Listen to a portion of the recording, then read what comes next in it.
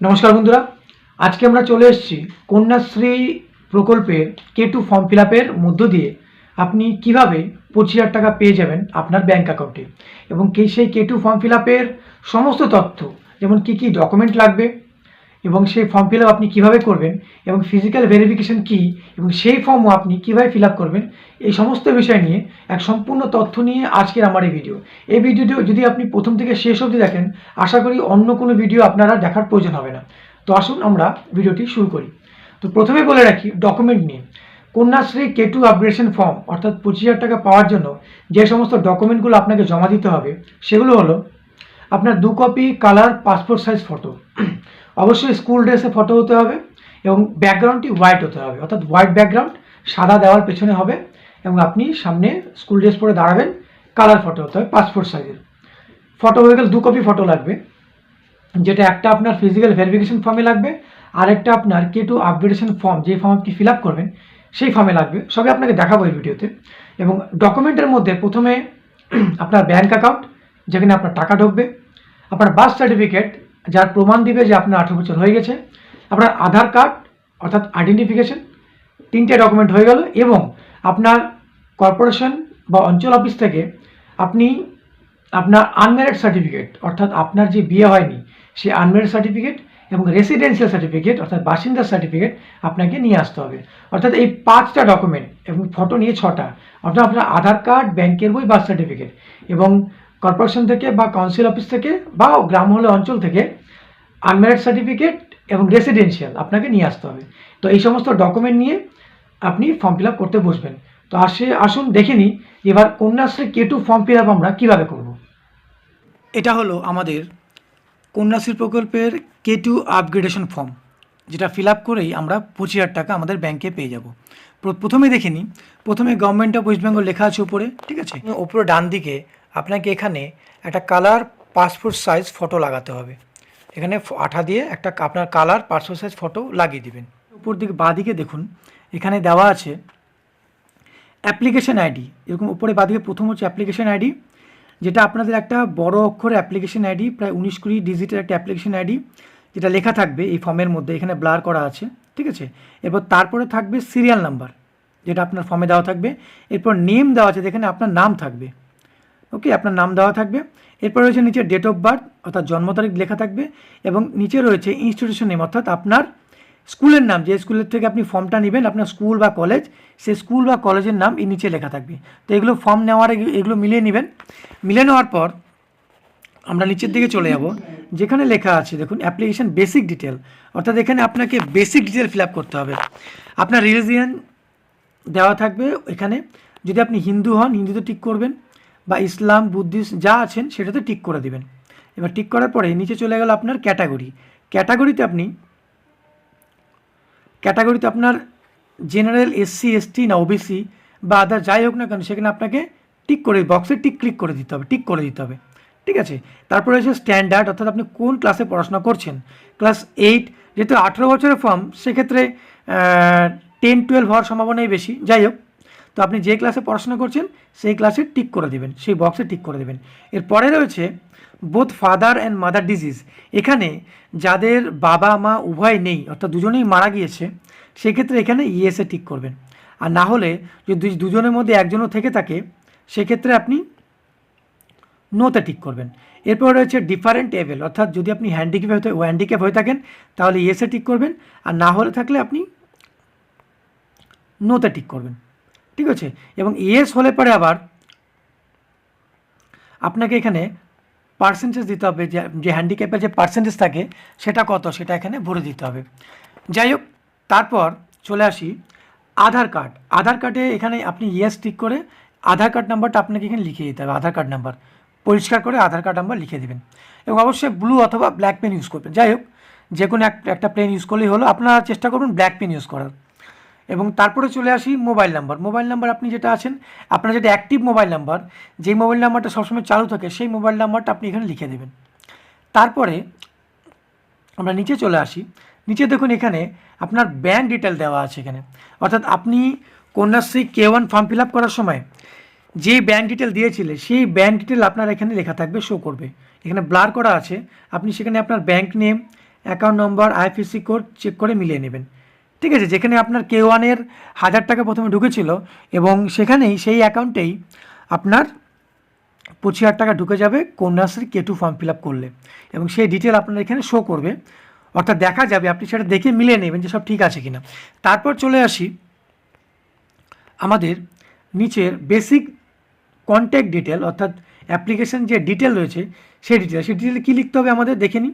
প্রথমে present address দেওয়া আছে, এখানে হাউস নাম্বার যদি থেকে থাকে আপনি দিবেন, না থাকলে কোনো ব্যাপার না, নাও দিতে পারেন, অনেকে থাকে অনেকে থাকে না, যাই হোক সেটা ম্যান্ডেটরি নয়।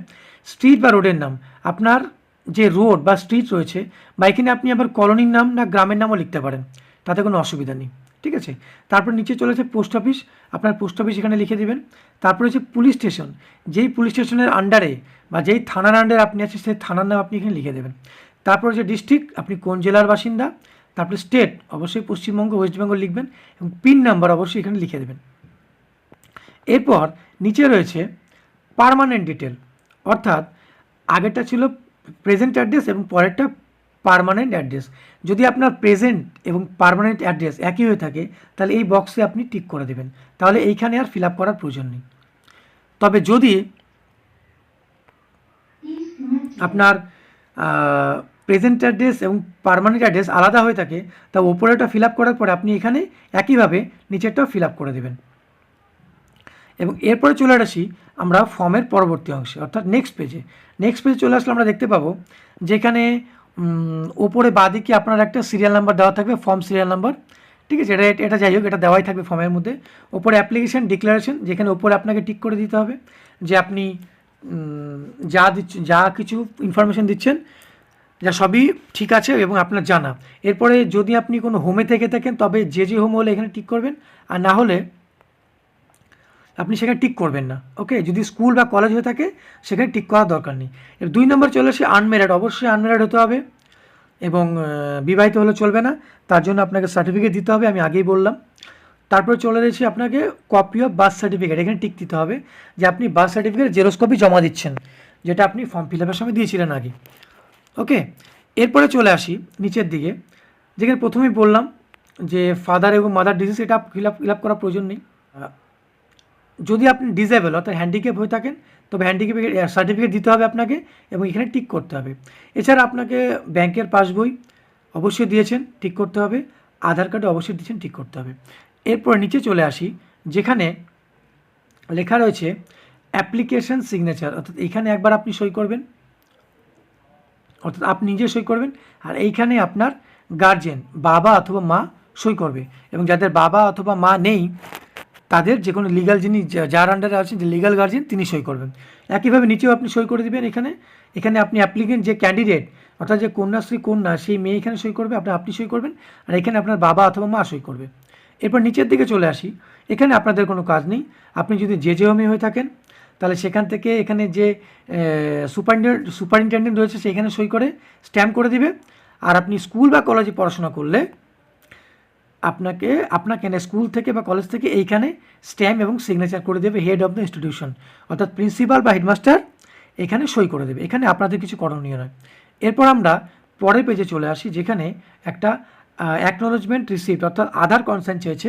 তার আগে বলে রাখি এই পেজে এই জায়গাটায় আপনাদের নাম এবং বাবার নাম লেখা থাকবে, এখানে ব্লার করা আছে, একটু নামটা চেক করে নেবেন যে আপনার নাম, বাবার নাম এবং ঠিকানা ছোট্ট করে লেখা থাকবে।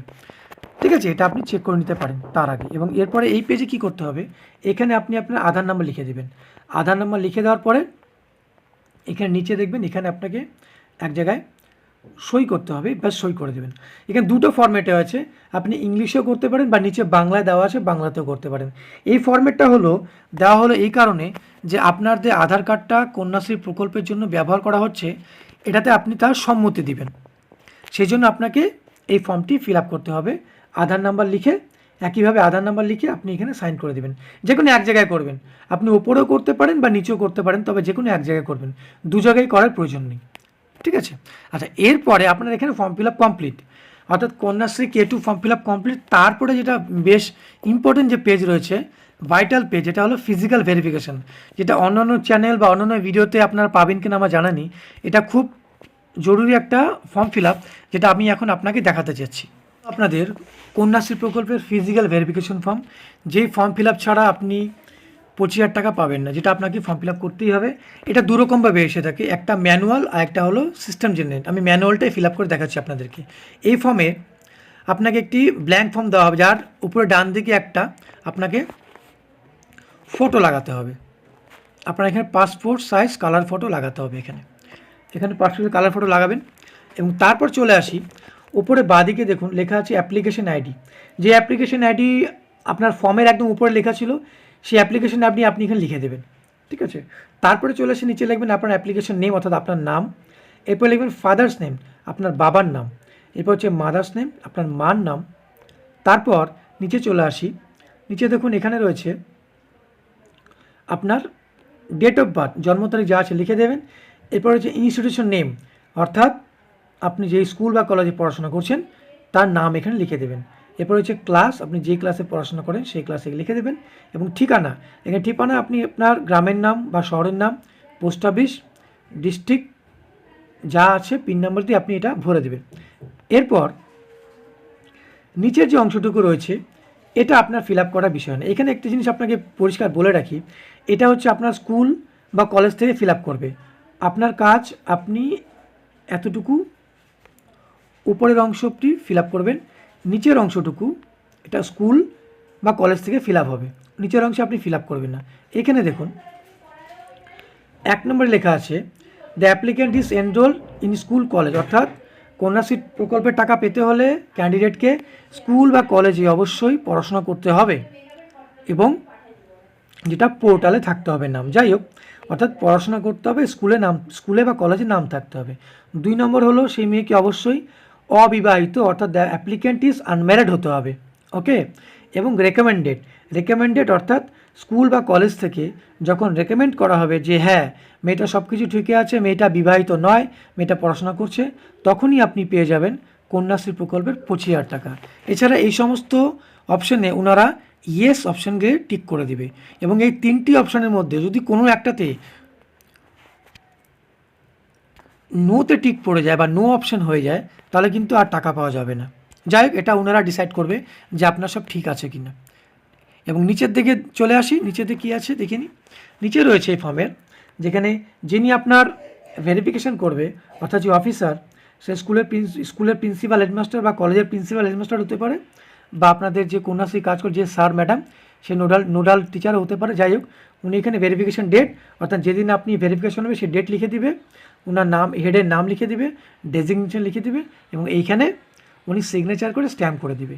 এটা করার পরেই আপনি আপনার Kanyashree form fill up complete করে ফেলবেন। তো আশা করি প্রথম থেকে শেষ অবধি যারা ভিডিওটি দেখছেন আপনাদের সমস্ত তথ্য আপনারা পেয়ে গেছেন এবং এই ভিডিও দেখার পরে আশা করি অন্য কোনো ভিডিও দেখার প্রয়োজন পড়বে না। তাও যদি কোনো সমস্যা থেকে থাকে আপনারা ভিডিওর কমেন্ট সেকশন গিয়ে কমেন্ট করতে পারেন, আমি কমেন্টে আপনাদের উত্তর দিয়ে দেবো। তো ভিডিওটি শেষ অবধি দেখার জন্য অসংখ্য ধন্যবাদ এবং ভিডিওটি পছন্দ হলে অবশ্যই একটু লাইক করে দেবেন এবং যারা Kanyashree K2 form fill up করতে চায় বা নিজেদের বান্ধবী যারা রয়েছে বা প্রিয়জন যারা রয়েছে তাদেরকে ভিডিওটি শেয়ার করে দিতে পারো, তাদের জানার জন্য, তাদের সুবিধার্থে। ধন্যবাদ।